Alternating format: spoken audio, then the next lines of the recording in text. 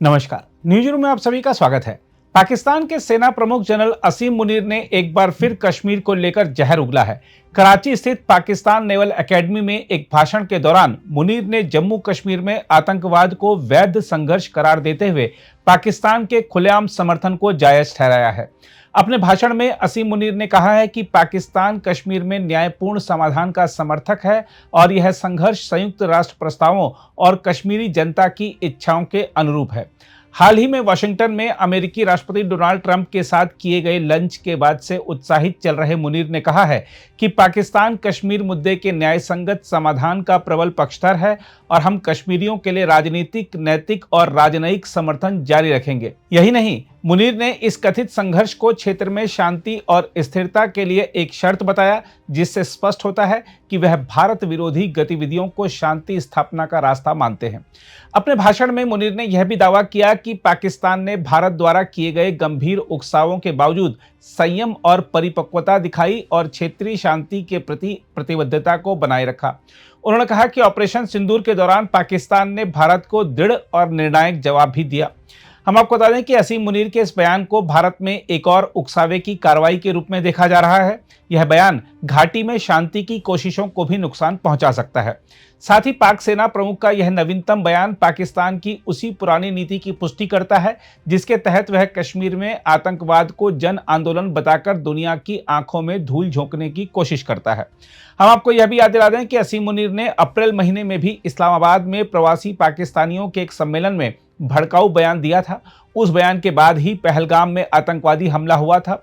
उस समय मुनीर ने कहा था कि हिंदू और मुसलमान दो अलग अलग राष्ट्र हैं, जिनका धर्म, संस्कृति, सोच और आकांक्षाएं पूरी तरह अलग हैं और इसी सिद्धांत के आधार पर पाकिस्तान का निर्माण हुआ था। हम आपको बता दें कि सुरक्षा विश्लेषकों का मानना है कि पाक सेना प्रमुख के ऐसे बयान आतंकियों को परोक्ष रूप से उकसाते हैं। देखा जाए तो जनरल असीम मुनीर के इस तरह के बयान आतंकवाद को खुलेआम समर्थन देने जैसा है। इससे यह भी साफ होता है कि पाकिस्तान की सेना आज भी अपनी पुरानी नीति पर कायम है। साथ ही ऐसे बयानों और उसके बाद होने वाली घटनाओं से भारत पाक संबंधों में सुधार की उम्मीदें धुंधली हो जाती हैं और यह पूरे दक्षिण एशिया की शांति के लिए खतरा बनता है। बहरहाल, आइए देखते हैं असीम मुनीर के बयान पर रक्षा विशेषज्ञ प्रफुल्ल बख्शी क्या कह रहे हैं। देखिए, ऐसा है, जनरल मुनीर फील्ड मार्शल बना दिया गया है। जो हुआ पाकिस्तान में, उसके बावजूद जिस तरीके से पाकिस्तान की हालत हुई है, पर उसके बावजूद अगर पाकिस्तान का फील्ड मार्शल जो भी हेड है, वो प्रेसिडेंट भी है, वो जब कहता है कि Pakistan is a regional stabiliser, क्या यह कहने का मतलब है हमारे कारण ही इस रीजन में स्टेबिलिटी है। अगर हम ना हो तो इस रीजन का भारत उथल पुथल कर दे। ये कहने का मतलब है कि हम पर हमला हुआ, पर हमने बड़ी सोच समझ के काम लिया और हमने उनको बीच मतलब जिस तरीके से हमने पूरी प्रॉब्लम को सुलझाया है, मतलब हमारा काम बहुत सराहनीय है, ये बोलने की कोशिश कर रहा है।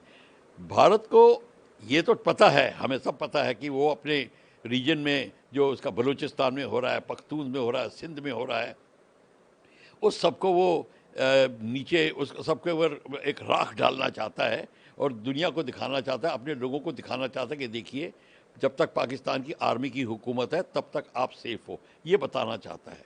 पर इसके पीछे उसकी हिम्मत इसलिए पड़ रही है कि रीजन में उसका बड़ा सपोर्ट हुआ, अमेरिका उसको सपोर्ट कर रहा है, चाइना उसको सपोर्ट कर रहा है, बांग्लादेश उसको सपोर्ट कर रहा है, ईरान ने कोई उसके खिलाफ बात नहीं करी है। एससीओ में भी लोग उसका सपोर्ट कर रहे थे, यहाँ तक कि एक कम्युनिके जो पेश किया गया उसमें पाकिस्तान का सिर्फ पाकिस्तान के दुख दर्द का झलक थी, बाकी कुछ नहीं था।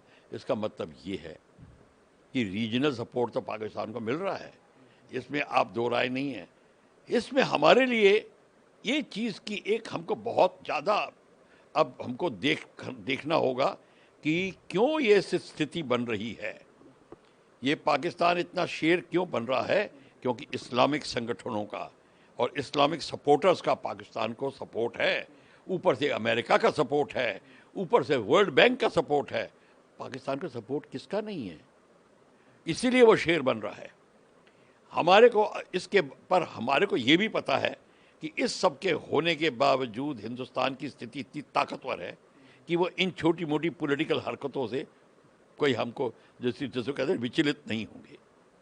तो हमें इस बात की तैयारी रखनी पड़ेगी कि आफ्टर ऑल पाकिस्तान ने हिम्मत इसलिए पड़ी कि चाइना और बांग्लादेश ने अब संगठन करके हमारे नॉर्थ ईस्ट के अंदर स्पेशली सिलीगुड़ी कॉरिडोर की तरफ प्रेशर डालने की बात कर रहे हैं और हल्की हल्की धमकी दे रहा है, चाइना सपोर्ट कर रहा है।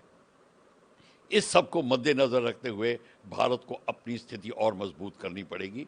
इस समय हमको ये नहीं सोचना चाहिए कि भाई सब कुछ ख़त्म हो गया, अब तो हम लोग यहाँ पे पाकिस्तान को हमने कब्जा पे कर लिया। नहीं, आगे और भी ज़्यादा सीरियस सिचुएशंस आने वाली हैं। पाकिस्तान ये की हरकत इस बात के ऊपर हमको चौंका रही है, जिसको कहते हैं ना कि अवगत करा रही है। हमको अब पता होना चाहिए कि और सीरियस बात होगी और हमको ये जानने चाहिए, रीड बिटवीन द लाइंस, कि क्या होने वाला है। अब हमें देखना पड़ेगा बांग्लादेश की हरकत क्या होती है, चाइना की हरकत क्या होती है, ईरान की तरफ से क्या खबर आती है। हमको इन सब को बैलेंस करके अपने कदम उठाने पड़ेंगे। ऑपरेशन सिंदूर को हमको जारी रखना पड़ेगा, उसको कम नहीं करना पड़ेगा, खासकर पर टेररिस्ट और स्लीपर सेल्स को। इसके ही हेल्प से पाकिस्तान फिर करेगा। और पाकिस्तान ने हरकत शुरू कर दी, जम्मू एंड कश्मीर में अभी चल रही थी, अभी ख़त्म हुई है। आप कोई गारंटी नहीं है कि पाकिस्तान अभी चुप बैठेगा। तो हमको पूरी तैयारी करनी पड़ेगी। ये जो स्टेटमेंट है, it should be a sort of a indication of things to come, क्या होने वाला है। देखिए, डिफेंस एंगल से हमें पूरी तैयारी रखनी पड़ेगी। हमको बिल्कुल एब्सोल्युटली चौकन्ना रहना पड़ेगा। हमारी इंटेलिजेंस को भी इम्प्रूव करना पड़ेगा। कौन सी मूवमेंट बांग्लादेश के साइड से, सिलीगुड़ी कॉरिडोर के साइड से, चाइना के साइड से हो रही है, जो इतनी कम्युनिकेशन इंटेलिजेंस गैदरिंग है। बता रहा हूँ आपको, इंटेलिजेंस जब फेल होती है आपका कोई ऑपरेशन नहीं चल सकता। इंटेलिजेंस फेलियर के कारण कारगिल हुआ था।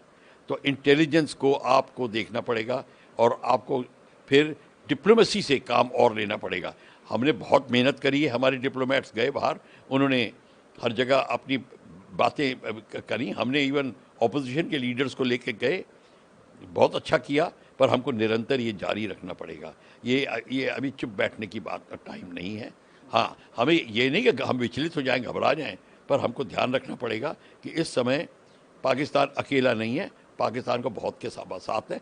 हमें पाकिस्तान का नज़र रख के उस पर प्रेशर निरंतर जारी रखना है। जहाँ हमारा प्रेशर पड़ा हुआ है, पाकिस्तान टूट रहा है, वो भी उसको पता है, उसको टूटने से बचेगा नहीं। पर लोग उसको ये प्रेशर अब्जॉर्ब करने के लिए ताकत देंगे, फाइनेंसेस देंगे, टेक्नोलॉजी देंगे, जो हो सकता है वो करेंगे। अगर आप भी लेना चाहते हैं देश दुनिया की तमाम जानकारी, तो आज ही सब्सक्राइब करें हमारे चैनल को। साथ ही नीचे दिए बेल आइकन को जरूर दबाएं ताकि हर अपडेट आप तक पहुंच सके।